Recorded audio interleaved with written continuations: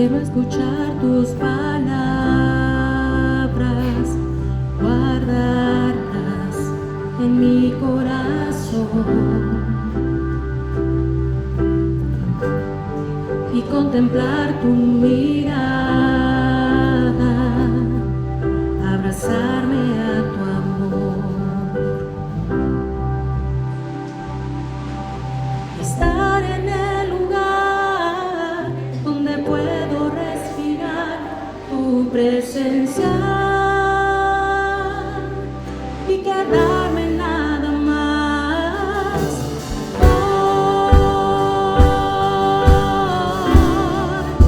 Tras de tu corazón, amándote, buscándote.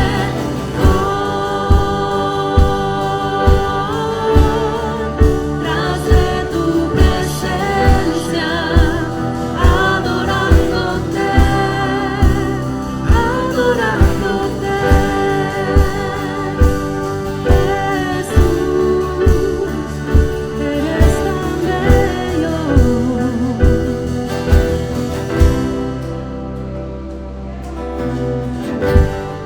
Quiero habitar en tu casa, no existe nada mejor. Quiero adorarte de cerca, conocer tu corazón y estar en el lugar donde puedo respirar tu presencia y quedarme nada más.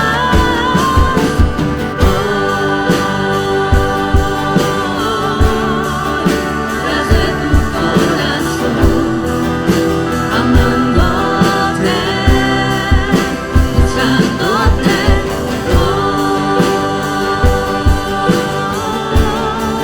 Tras de tu presencia, adorándote, adorando.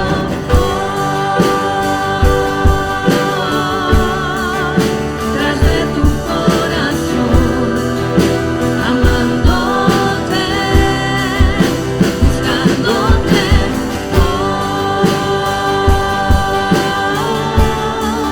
Tras de tu presencia, adorándote, adorándote.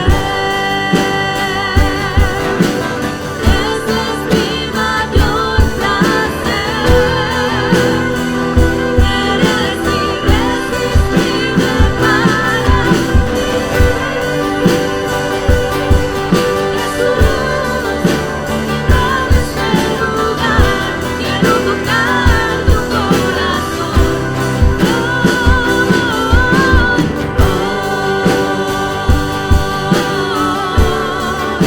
Tras de tu corazón, amándote, buscándote.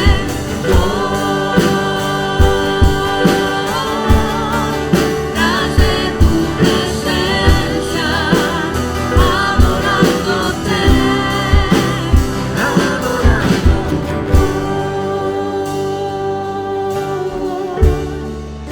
tras de tu corazón, amándote, buscándote.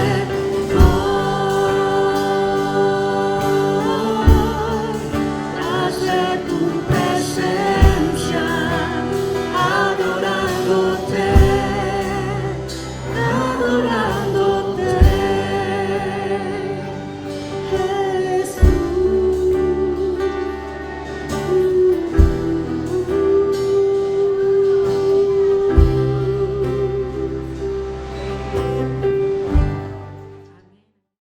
Amados hermanos, les voy a invitar a que vayamos allá a nuestras Biblias.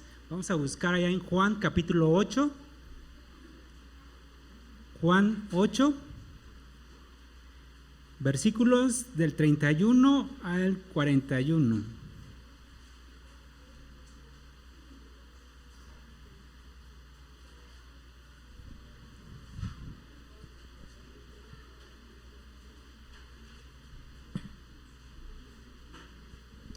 Así como lo van encontrando, los voy a invitar a que se pongan de pie. Juan capítulo 8, versículos 31 al 41.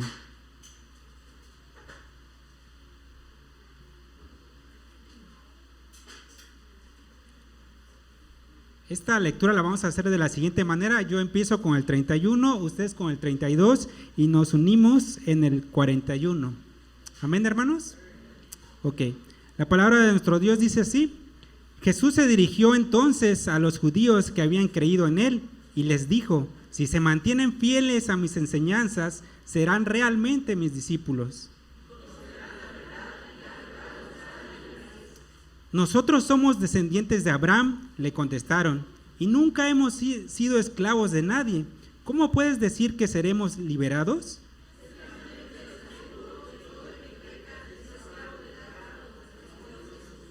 Ahora bien, el esclavo no se queda para siempre en la familia, pero el hijo sí se queda en ella para siempre.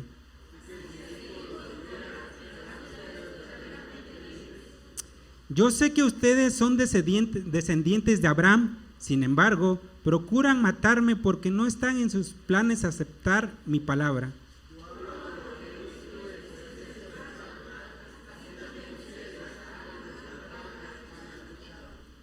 Nuestros padres Abraham replicaron: si fueran hijos de Abraham, harían lo mismo que él hizo.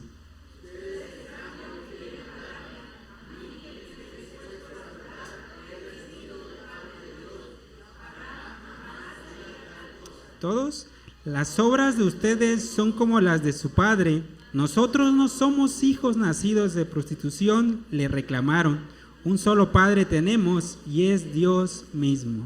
Amén. Pueden ocupar sus lugares y así le damos el tiempo al pastor Mac que trae el mensaje de esta mañana. Vamos a orar y a pedirle a Dios que nos dé sabiduría, que nos dé inteligencia, que nos dé la capacidad de transmitir y de entender su palabra. Vamos a orar. Padre Santo que estás en el cielo, te doy gracias porque nos permites estar aquí, te doy gracias porque nos permites este momento de convivencia. Danos sabiduría, danos entendimiento para que podamos no solamente transmitir tu palabra y no solamente entenderla, sino vivirla también, Señor. Ayúdanos, te lo pedimos, Señor, porque solos no podemos, porque nuestra capacidad no es suficiente. Dependemos y necesitamos de ti, Dios Santo. Ayúdanos grandemente, te lo pedimos en el nombre de tu Hijo amado Jesucristo. Amén y amén, Señor. Pues es un gusto estar nuevamente aquí después de no sé cuánto. Y es un gusto también escuchar que hay más seminaristas, que llega gente a estudiar, a prepararse. Porque como dice la Biblia, ¿no? ¿Qué cosa? Yo casi no leo la Biblia, los seminaristas sí. La mies es mucha, son flojos, son pocos, ¿verdad? Pero sí necesitamos gente que se entrene, que se prepare, que se capacite. Pues gracias a Dios por ellos y vamos a leer, vamos a estudiar este pasaje de la Biblia, de Hechos, de Juan 8. Vamos a analizarlo un poquito y vamos a darnos cuenta de algo. A veces pensamos que cuando Dios habla fuerte, se refiere a la gente del mundo. Cuando Dios habla de una manera que la gente se ofende, pensamos que le está diciendo a los mundanos. Pero si ponemos atención a la Biblia, nos vamos a dar cuenta de algo. Que cuando Dios habla más fuerte, en realidad se lo está diciendo a su pueblo, a la iglesia. Por ejemplo, ¿se acuerdan qué dice Apocalipsis capítulo 3 en la carta que escriben a la Odisea? Y ojo, es a la iglesia de la Odisea, aunque en la introducción dice al ángel, otros dicen al mensajero, otros dicen al pastor de la iglesia de la Odisea, y le habla fuerte a la iglesia y le dice: mira, iglesia, yo conozco tus obras, sé lo que trabajas, sé esto, pero ¿sabes qué? No eres frío ni caliente, eres tibio. Y por cuanto eres tibia, iglesia, te voy a vomitar de mi boca. Ya en el versículo 20, que es el versículo que muchos más conocen, Dios le está diciendo a la iglesia: mira, iglesia, yo estoy tocando a la puerta. Si tú abres, voy a entrar y vamos a cenar. Y hace tiempo yo me estaba preguntando por qué Jesús está tocando a la puerta de una iglesia. Una de dos: o la iglesia había sacado a Jesús, o Jesús nunca había estado en la iglesia. Yo sé quién eres, y no eres ni frío ni caliente, eres tibio. Y estoy afuera de la iglesia desde hace tiempo, iglesia, llamándote, y no me has abierto. ¿Qué pasó con esa iglesia? No lo sé. Pero lo que sí sé es que en Juan capítulo 8 es exactamente lo mismo. En Juan 8, 31 al 41, Jesús, ¿saben a quién le está hablando? Para que entendamos un poquito más el contexto, vamos a leer los versículos anteriores a Juan 8, 31. Y vamos a leer del versículo 21 al 30. Lo voy a leer, pongan atención, y nos vamos a dar cuenta a quién le habla Jesús. Dice así: de nuevo Jesús les dijo: yo me voy, y ustedes me buscarán, pero en su pecado morirán. A donde yo voy, ustedes no pueden ir. Comentaban por tanto los judíos: ¿acaso piensa suicidarse? ¿Será por eso que dice: a donde yo voy, ustedes no pueden ir? Ustedes son de aquí abajo, continuó Jesús. Yo soy de allá arriba. Ustedes son de este mundo, yo no soy de este mundo. Por eso les he dicho que morirán en sus pecados, pues si no creen que yo soy el que afirmo ser, en sus pecados morirán. ¿Quién eres tú?, le preguntaron. En primer lugar, ¿qué tengo yo que explicarles?, contestó Jesús. Son muchas las cosas que tengo que decir y juzgar de ustedes, pero el que me envió es veraz, y lo que le he oído decir es lo mismo que le repito al mundo. Ellos no entendieron lo que les hablaba de su Padre. Por eso Jesús añadió: cuando hayan levantado al Hijo del Hombre, sabrán ustedes que yo soy, y que no hago nada por mi propia cuenta, sino que hablo conforme a lo que el Padre me ha enseñado. El que me envió está conmigo, no me ha dejado solo, porque siempre hago lo que le agrada. Y aquí está la clave. Mientras aún hablaba, ¿qué dice? Muchos creyeron en él. ¿A quién les está hablando Jesús en los versículos 31 al 41? A los que habían creído en él. Si lo decimos de esta manera, ¿a quién le estaba hablando Jesús? A los que ya le habían aceptado, a los que ya levantaron la mano y dijeron: yo creo, Señor, te confieso como mi Señor, como mi Salvador. A los que hicieron la oración del pecador, que no existe, pero hicieron la oración del pecador. Entonces, ¿a quién se dirige Jesús? Según el versículo 31 dice: Jesús se dirigió entonces ¿a quiénes? A los judíos, ¿qué cosa? Ok, entonces, ¿a quién le habla Jesús? A los que se acaban de convertir, a los cristianos, a los nuevos cristianos les habla Jesús. Y fíjense, Jesús, cuando les habla a estos nuevos cristianos, no les habla de una manera que muchos quisiéramos que se nos hablara. No te preocupes, pecaste, sigue adelante, no pasa nada, Cristo te ama, tiene planes perfectos para ti, ánimo. No, Jesús sabe que han creído en él, y lo primero que hace es confrontarlos, es hablarles fuerte. Tan fuerte les habla que más abajo les dice: ustedes son hijos del diablo. A esos cristianos, a esos que dijeron: sí acepto, sí creo, quiero seguirte. Por eso les digo que a veces queremos o pensamos que cuando Dios o la Biblia, o en la Biblia se habla fuerte, pensamos que siempre es a los no cristianos. Pero si ponemos atención, repito, a la Biblia, nos vamos a dar cuenta que a quienes más fuerte le habla es a los cristianos.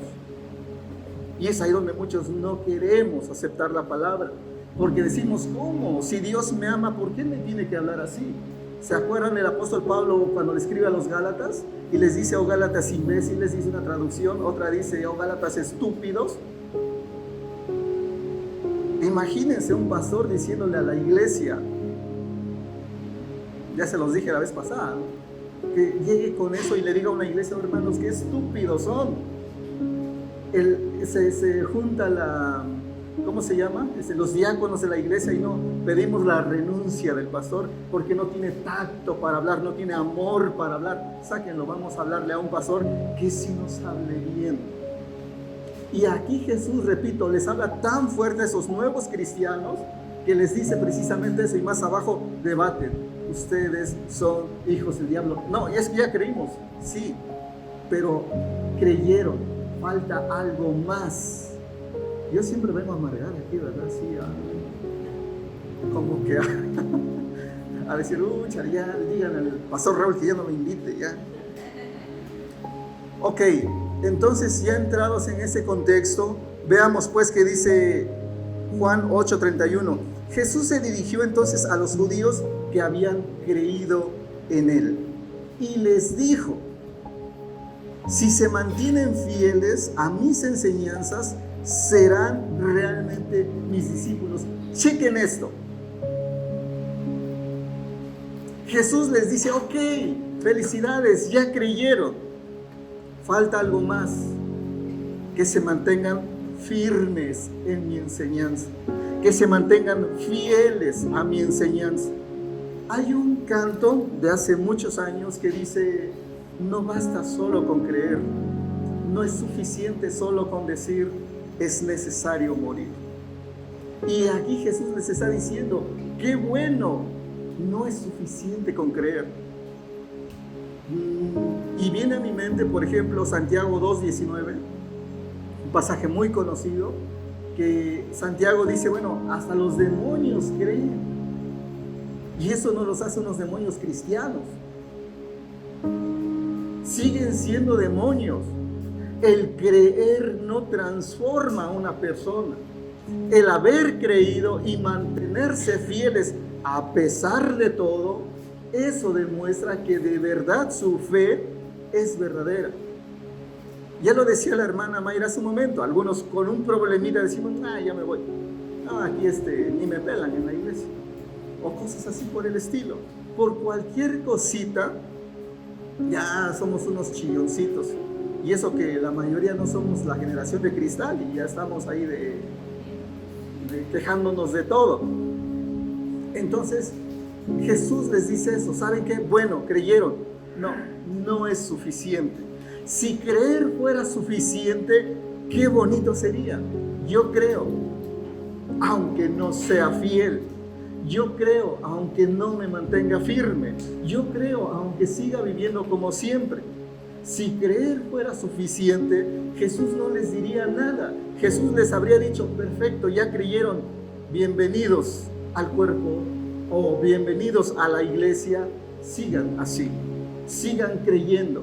Pero Jesús le dice, no, si quieren ser verdaderamente mis discípulos, chequen, si quieren ser verdaderamente mis discípulos, ¿qué dice? Manténganse fieles a mi enseñanza. Manténganse firmes a mi enseñanza. ¿Cuántos de ustedes creen? Yo creo que todos. ¿Cuántos de ustedes se han mantenido firmes a pesar de lo que ha pasado en su vida? A pesar de los problemas que ha venido, a pesar de las dificultades, carencias o lo que sea, ustedes dicen, sigo y me mantengo firme en las cosas del Señor. O viene un problemita y dicen, bueno, no, mejor ya no voy a la iglesia porque Dios ni me escucha, ni me entiende, ni contesta mis oraciones. No, ya no voy a la iglesia. Y dejamos de venir un mes, 2 meses, hasta que más o menos las cosas ya están bien. Ahora sí vuelvo a ir a la iglesia. Entonces, no estás firme, discúlpame. Crees, pero te falta entereza de carácter. Te falta firmeza para decir, estos problemas no me van a mover, no me van a quitar, voy a seguir a pesar de todo. Eso es lo que pide Jesús. Qué bueno que crees, pero me importa más que te mantengas firme, que te mantengas fiel a mis enseñanzas. Y mantenerse fiel es no dejarse tambalear por ninguna circunstancia, no dejarse intimidar por cualquier tormenta, por cualquier situación. Es sigo y no me muevo de aquí. De aquí nadie me mueve. Si se mantienen fieles a mis enseñanzas, serán realmente mis discípulos.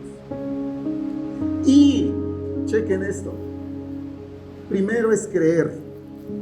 Lo segundo es mantenerse fieles, mantenerse firmes. Porque cuando nos mantenemos firmes es solamente entonces, ¿qué cosa? Que conocemos la verdad.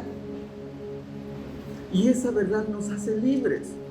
Pero si yo solamente creo y después sí, después mejor me voy, regreso en medio año, o me voy a otra iglesia, después regreso aquí, voy a ver qué dicen los de la Madre Dios, o la Madre Diosa, ¿cómo se llama esa secta? Bueno, ya me voy un rato con los mormones, después regreso a la esperanza. Entonces, ¿sabes qué? No eres fiel a las enseñanzas de Jesús.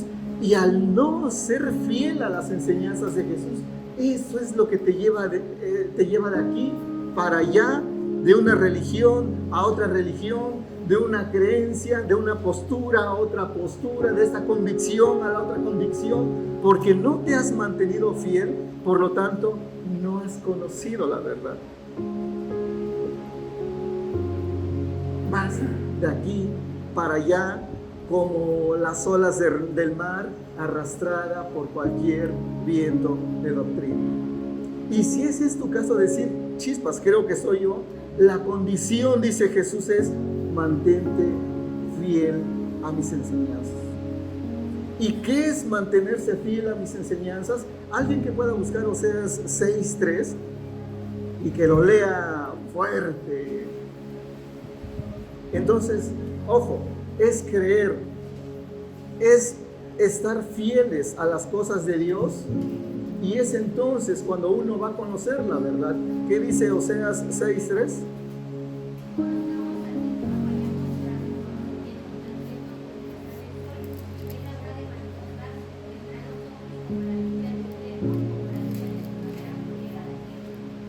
Conozcamos al Señor, dice esa traducción, vayamos tras su conocimiento. Otra traducción dice, esforcémonos por conocer al Señor. Y esto es a lo que voy. Conozcamos al Señor, esforcémonos por conocerlo. Y la pregunta sería, ¿cuántos de verdad nos esforzamos por conocer al Señor? ¿Cuántos de verdad hacemos lo que tengamos que hacer por conocer al Señor? ¿Cuántos se esfuerzan por conocer al Señor? Hay un proverbio que está aquí en la Biblia, no recuerdo exactamente la cita, pero me encanta ese proverbio que dice, adquiere sabiduría y sobre todas las cosas adquiere inteligencia. Otra traducción dice, aunque tengas que vender tus posesiones, adquiere inteligencia y conocimiento. Aunque tengas que vender tus posesiones. Entonces, esforzarse por conocer al Señor no solamente es venir los domingos. Esforzarse por conocer al Señor es invertir para conocer al Señor. Es gastar para algunos para conocer al Señor.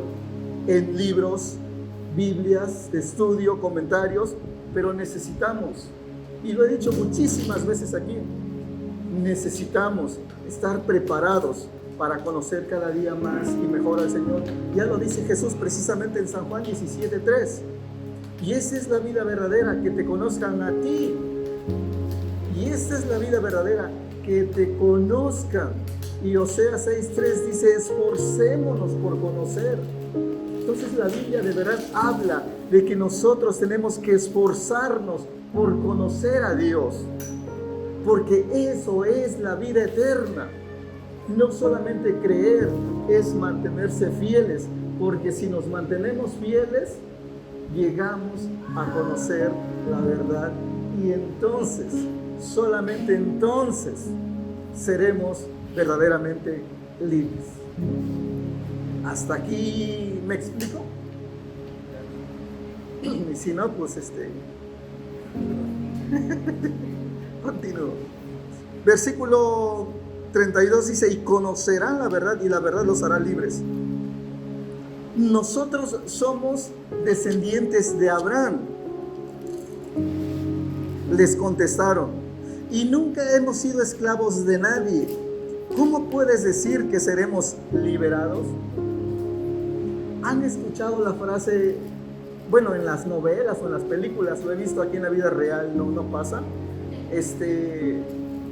Cuando vamos a imaginar esto, ¿no? La policía detiene a alguien y alguien detenido le dice: ¿no sabes quién soy? ¿No sabes con quién te estás metiendo? Mi tío es el diputado de... y te vas a quedar sin chamba, ¿eh? Voy a hablar para que te corran ahorita mismo. No sabes con quién estás hablando. Digo, yo lo he visto en las películas. Aquí en Oaxaca no pasa. Entonces, eso es lo que esos hombres le están diciendo a Jesús. Dices que nos vas a hacer libres. ¿No sabes quiénes somos? ¿No tienes idea con quién estás hablando? Nuestro tatarabuelo fue Abraham. En otras palabras, ellos están reconociendo algo. Nosotros no merecemos la gracia de Dios. No merecemos el amor de Dios. Pero tenemos un tatarabuelo que sí fue fiel, aunque yo no lo sea.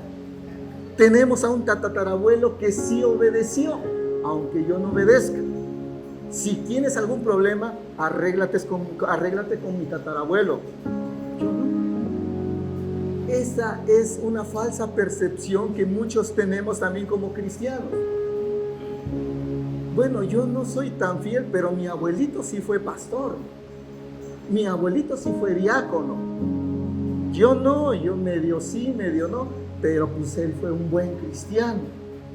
Bueno, ¿por qué te escudas en los méritos de otra persona y por qué no haces realidad los tuyos? Mi mamá sí es una buena cristiana, que ella ore por mí, o mi papá, que él ore por mí. Pues yo cuando puedo voy, cuando no. ¿Por qué te escudas en algo que no es tuyo? Si quieres recibir gloria de Dios, tú haz tus méritos reales para con Él. No te escudes en la santidad, en la moral, en la posición de otra persona. Haz tuyos los méritos que Dios quiere para ti. Y otra cosa, ¿qué otra cosa dijeron estos judíos? Somos descendientes de Abraham. ¿Y qué cosa? Nunca hemos sido esclavos de nadie. Qué bueno que se sientan con un espíritu libre, pero ¿de verdad nunca fueron esclavos de nadie? En ese momento estaban siendo gobernados por los romanos, en ese momento. Por lo tanto, eran esclavos de los romanos en ese momento. Habían sido esclavos en Egipto. Por eso odiaban a Mateo, porque Mateo era el publicano, el que cobraba los impuestos, y por eso odiaban a Mateo. Entonces, ¿es cierto que no eran esclavos? No, de verdad estaban diciendo una mentira para justificarse también. Sí eran esclavos, sí habían sido esclavos, no reconocen dónde están. Y a veces eso nos pasa a nosotros. A veces nosotros estamos siendo esclavos o somos esclavos por algún pecado y a veces minimizamos las cosas. No están. Soy un borrachito de fiesta. Hay algunos que se emborrachan diario. O cualquier pecado que ustedes se imaginan, lo minimizamos. No, en realidad yo no soy tan perdido como el hermano, no estoy tan perdido como la hermana. el pecado que hace el hermano o la hermana, ese sí es pecado y no las cositas que yo hago. O sea, no reconocemos dónde estamos, no reconocemos la situación en la que nos encontramos y minimizamos las cosas. Pero yo creo que en el momento en que uno reconoce dónde verdaderamente está, es viable para que pueda ser liberada esta persona. Entonces, estos judíos estaban diciendo dos cosas interesantes. Uno, se escudaban en la integridad de una persona que ya no existe, y otro, vivían en una mentira, porque era una realidad que eran esclavos, pero ellos decidían creer que en realidad no eran esclavos. Entonces, lo que tú pienses de tu realidad no es la realidad. La realidad es lo que Dios piensa de nosotros, si de verdad estamos siendo esclavizados por algún pecado o no.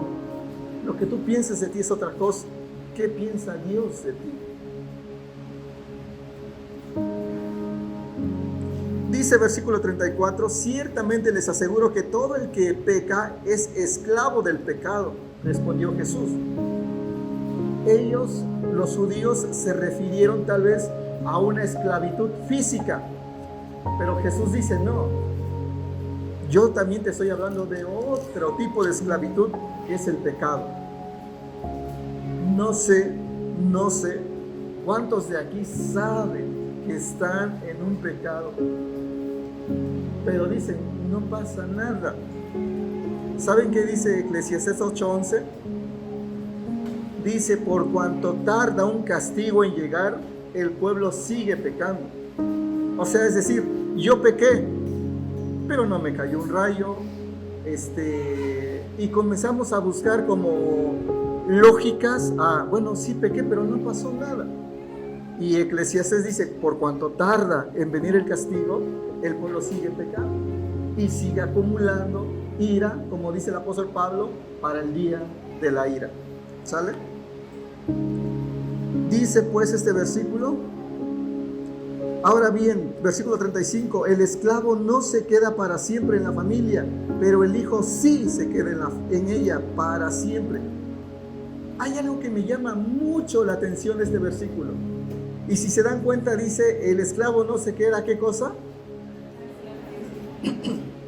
Chequen esa palabra, el esclavo no se queda para siempre, significa que sí está en la familia, sí está en la iglesia, sí está recibiendo los beneficios de la iglesia, sí está recibiendo la bendición de la iglesia. ¿Se acuerdan del trigo y la cizaña? Dice que cosa, ¿qué cosa? Crecen juntos, se desarrollan juntos, dan frutos juntos hasta el día de la cosecha en que se tienen que separar. Entonces el trigo va al granero y la cizaña al fuego. Entonces crecieron juntos, mismo terreno, mismos beneficios, misma lluvia, mismo fertilizante, todo junto. Pero es hasta el día del juicio que existe esa separación. Y aquí Jesús dice, el que es esclavo del pecado no está para siempre en la familia. O sea, sí está en la familia de Dios, sí está en la iglesia de Dios, canta con la iglesia de Dios, adora con la iglesia de Dios, pero no para siempre, porque llega el día de la cosecha y va a tener que ser separado. ¿Por qué? Porque aunque creyó, no se mantuvo fiel a la enseñanza de Jesús. Y como no se mantuvo fiel, no conoció la verdadera libertad en Jesús. ¿Sí estamos entendiendo? ¿Sí está fea la palabra de Dios? ¿Es retadora la palabra de Dios? Te desafía. Y de verdad la palabra de Dios te tiene que desafiar. Por eso 1 Corintios 13:5 dice, examínate a ver si de verdad estás en las cosas de Dios. Y como dice Apocalipsis 3:5, mira de dónde has caído y arrepiéntete. O sea, hay chance de que nosotros seamos verdaderamente libres, pero necesitamos ser fieles a las cosas de Dios. Pregunta, te vas a examinar, vas a ver tu vida cómo está, vas a hacer lo posible para mantenerte fiel a las enseñanzas de Dios, para conocer la verdad, o quieres seguir viviendo como siempre, sin retarte, sin examinarte y sin comprometerte con las cosas de Dios. Eso ya es muy tu decisión, pero la Biblia te reta a que no seamos tibios. Sigue diciendo, 36, así que si el Hijo los libera, serán ustedes verdaderamente libres. Chequen, me gusta esto porque dice, ustedes serán verdaderamente libres. Yo les dije hace un momento que los judíos se imaginaban que eran libres, siendo en ese momento esclavizados por Roma. O sea, ellos pensaban. No sé si ellos inventaron lo de decreta, decláralo, confiésalo, aunque esté amolado, pero tú di que estás sano, tú di que estás bien, aunque ya te está llevando la pelona. Pero la cosa es, ellos creían que eran libres. Y Jesús dice, no, si de verdad se mantienen fieles, entonces sí serán verdaderamente libres. Pregunta, ¿cuántos sí quieren ser verdaderamente libres? Pues yo creo que hoy, como dice Hebreos 3:7, si oyes hoy su voz, no endurezcas tu corazón. Entonces hoy es el día de salvación, como dice 1 Corintios 6:2. Por lo tanto, hoy tú tienes que estar a cuentas con Dios. Hoy tienes que decir, sí quiero ser fiel a tu enseñanza, sí quiero conocer la verdad, sí quiero ser verdaderamente libre. Hoy, como decía Chente Fax, hoy. Dice 37, yo sé que ustedes son descendientes de Abraham, eso es obvio. Sin embargo, procuran matarme porque no está en sus planes aceptar mis palabras. Terrible, de verdad, terrible lo que dice Jesús aquí. Primero, yo sé que son descendientes de Abraham, eso nadie lo duda. Pero si ustedes están escudando en la santidad de un hombre, en la obediencia de un hombre, ¿por qué no hacen como ese hombre hizo? Ser fiel a Dios. Ustedes están haciendo lo contrario. Y chequen la frase que más me pega. Dice precisamente esto: porque no está en sus planes aceptar mi palabra. A ver, ya leímos en el versículo 30 que dice, muchos creyeron en él. Y en el versículo 31 dice, Jesús se dirige a los que creyeron en él. Y estos que creen en él, dice Jesús, yo sé que aunque han creído, no está en sus planes aceptar mi palabra. O sea, este pueblo de labios me honra, pero su corazón está lejos de mí. De labios me dijo, sí acepto, pero en su corazón está ya preparado de antemano para rechazar la palabra de Dios.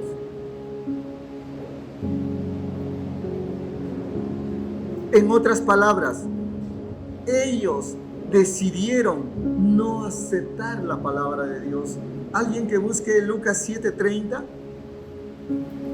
no sé si es Lucas 7:30 o 7:31, pero es en Lucas. Y si no, pues leemos todo Lucas ahorita hasta que lo encontremos. ¿Sale? No pasa nada. Lucas 7:30, a ver si alguien lo encontró.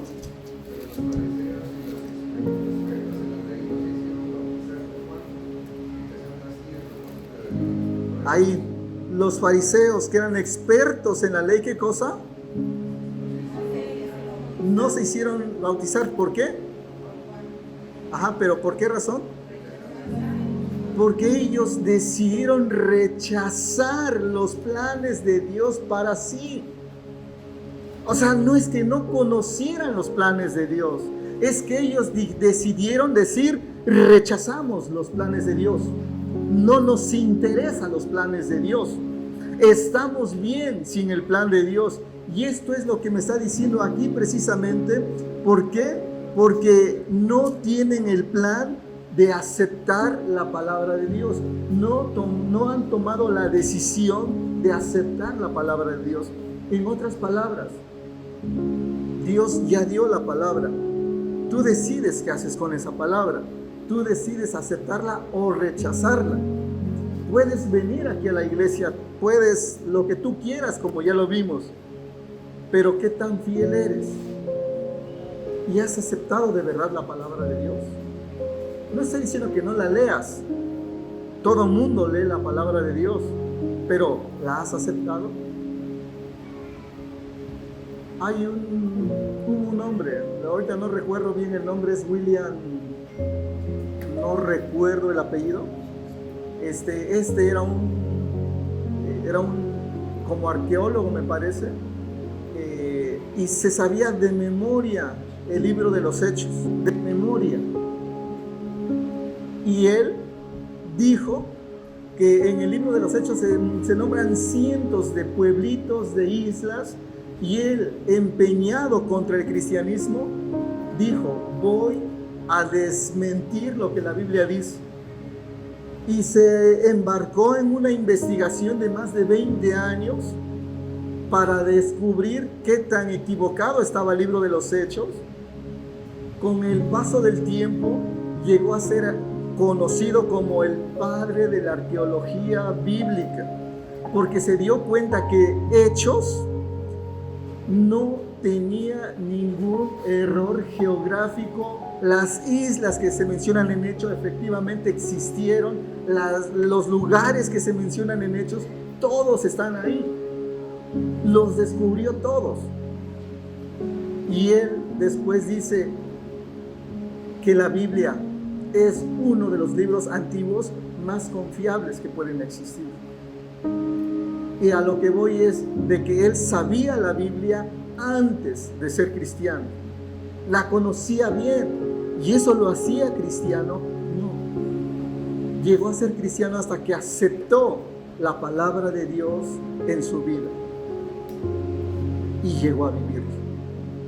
Busquen por ahí después el padre de la arqueología bíblica y van a encontrar la historia de este hombre. Entonces, aquí me dice algo bien triste. No estaba en los planes de los judíos aceptar la palabra de Dios. Yo hablo, dice versículo 38, lo que he visto en presencia del Padre. Así también ustedes hagan lo que del Padre han escuchado. Deberían estar haciendo lo que del Padre han escuchado, pero no lo están haciendo por una simple razón, porque decidieron rechazar la palabra de Dios. Punto. Ok, hasta aquí vamos bien. Hago una pregunta como de, ¿cómo se llama? La de juguemos al rival más débil, ¿no? Al cristiano más débil. Ok. Versículo 39. Dicen los judíos: nuestro padre es Abraham, replicaron. Y Jesús les dice: si fueran hijos de Abraham, harían lo mismo que él hizo. Y por cuanto no están haciendo lo mismo que él hizo, significa algo, que es pura fanfarronería lo que ustedes están viviendo. Repito, se están escudando en la integridad de una persona que ya no existe, cuando ustedes deberían ser el ejemplo de integridad. Se están escudando en la obediencia de una persona que ya no existe, cuando ustedes deberían ser los más obedientes que hay en este momento. Y están haciendo lo contrario. Por lo tanto, no es cierto lo que ustedes están viviendo. ¿Qué hora son? Ya faltan 2 horas. Ok. 40. Ustedes, en cambio, quieren matarme. A mí, que les he expuesto la verdad que he recibido del Padre de parte de Dios. Abraham jamás haría tal cosa. Fíjense que aquí me dice algo que siempre ha pasado. ¿Y qué es lo que siempre ha pasado? Que cuando alguien de verdad predica la verdad, ¿saben qué pasa? Casi nadie quiere creer. Pero viene un fanfarrón, viene un falso apóstol, un falso profeta, que te profetiza un montón de cosas que quieres escuchar. A él sí le crees. A él sí le dices amén, gloria a Dios, aleluya. A él sí le crees. Pero el que te habla la palabra de Dios de verdad y te la dice cruda como es, dura como es, no la quieres aceptar. Y Jesús dijo, yo les estoy hablando la verdad de parte de Dios, pero ustedes no la quieren aceptar.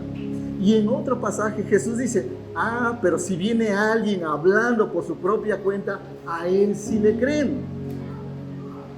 Eso no es nuevo ahorita. Desde Jesús se daba eso. Venía Jesús hablando la verdad, no le creían. Venían los mentirosos y sí le creían. No ha cambiado esa sociedad. No ha cambiado la naturaleza humana. Viene alguien, repito, hablándote de verdad de Dios y hablándote la verdad de Dios, lo rechazas. Pero alguien que habla cosas de su imaginación, sí lo crees. Jeremías 23-25 dice, si alguien tuvo un sueño, que diga que es un sueño. ¿Por qué tienen que decir que es la palabra de Dios? ¿Qué tiene que ver la paja con el grano? Mucha gente dice eso ahorita. Yo tuve un sueño y Dios me dijo y Dios me reveló. A él sí le creen. Pero lo que está escrito aquí no lo quieres creer. ¿Por qué?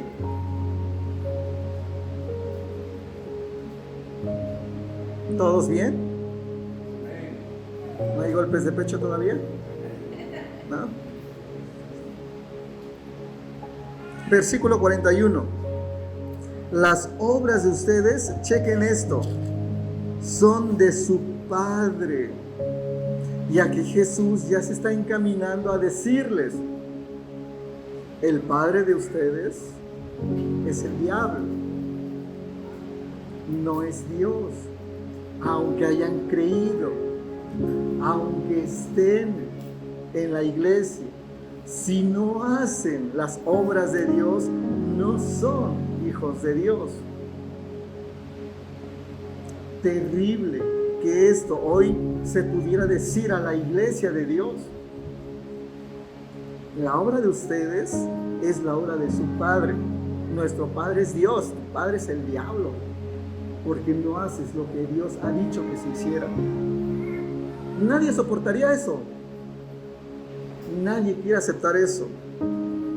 Nosotros somos hijos, las obras de ustedes son como las de su Padre, le dice Jesús.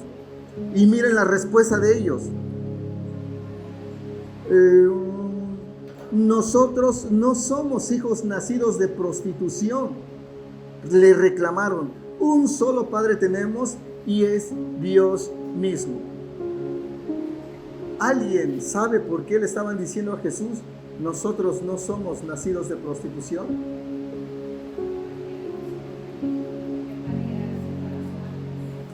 Porque le estaban haciendo una referencia a que María tuvo a Jesús sin que ella se hubiera casado.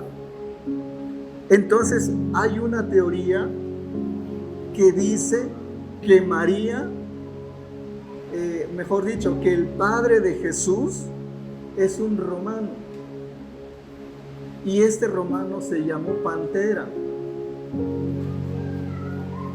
Y eso es lo que le están diciendo a Jesús. Si tú naciste de María, que es fue la amante de Pantera, tú eres un hijo de prostitución y tú vienes a hablarnos a nosotros. Nosotros sí tenemos un Padre que es Dios, pero tú eres un hijo de fornicación. Eso es lo que le estaban diciendo a Jesús. porque no habían creído ni entendido que Jesús era Hijo de Dios. Fíjense cómo se va desarrollando desde el versículo 21. Si se dan cuenta, los judíos son tiernos. Los judíos van escuchando. En el versículo 30 los judíos creyeron. Ya cuando Jesús los reta, se van desenmascarando. Primero le dicen, no, es que tenemos un padre que es Abraham. No, es que ya hasta que la discusión va llegando más fuerte y ya le hablan fuerte a Jesús y le dices, ¿tú qué? Si tú eres un bastardo, si tú eres un hijo de fornicación, ¿qué nos vienes a hablar a nosotros? Va saliendo la verdadera identidad de los que dijeron creer. Y no se preocupen, aquí también y en cualquier iglesia, tarde que temprano se va a ver quiénes sí, quiénes no, por la actitud que van a tener cuando van a ser confrontados con la palabra de Dios.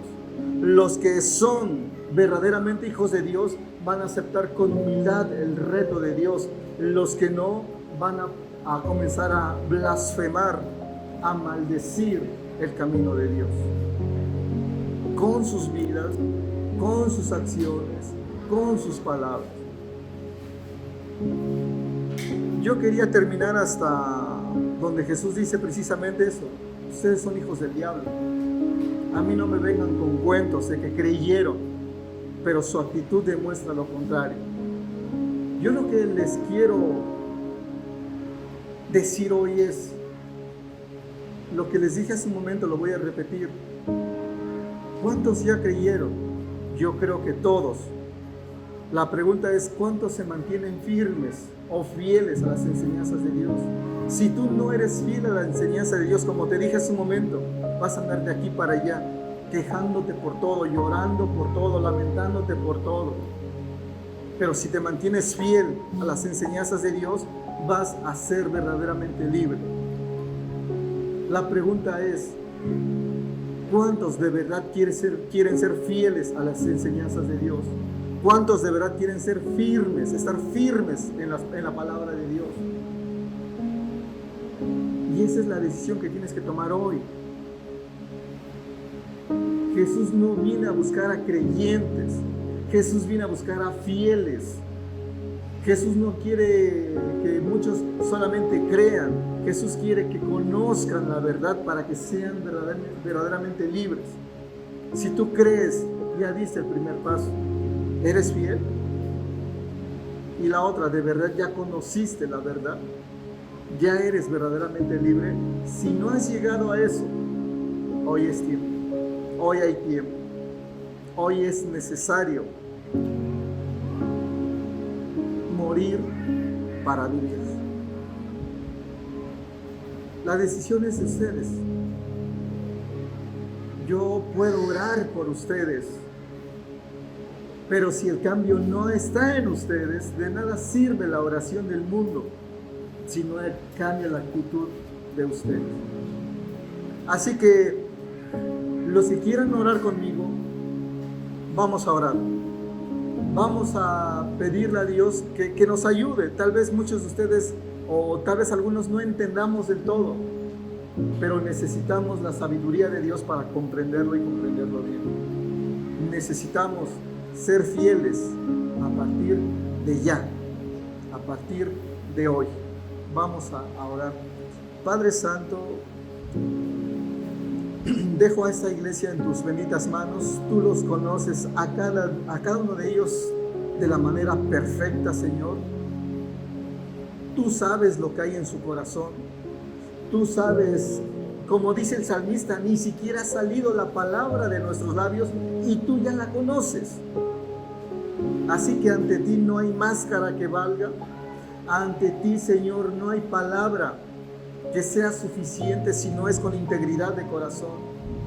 Yo dejo esta iglesia en tus benditas manos. Tú sabes quiénes sí y quiénes no. Tú sabes quiénes están luchando con el serte fieles.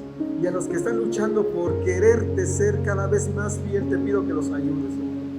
Te pido que les fortalezcas. Te pido que seas tú quien esté obrando en sus vidas, alimentando sus corazones, fortaleciéndolos cada día más y más, Dios. Los dejo en tus benditas manos y haz tu perfecta voluntad en sus vidas, en mi vida también. Y también a mí ayúdame a ser cada día más fiel y entender cada día más tu palabra, Dios. Ayúdanos a cada uno de nosotros. Te lo pido en el nombre de tu Hijo amado Jesucristo. Amén y amén, Señor. Pues que Dios les bendiga, hermanos, y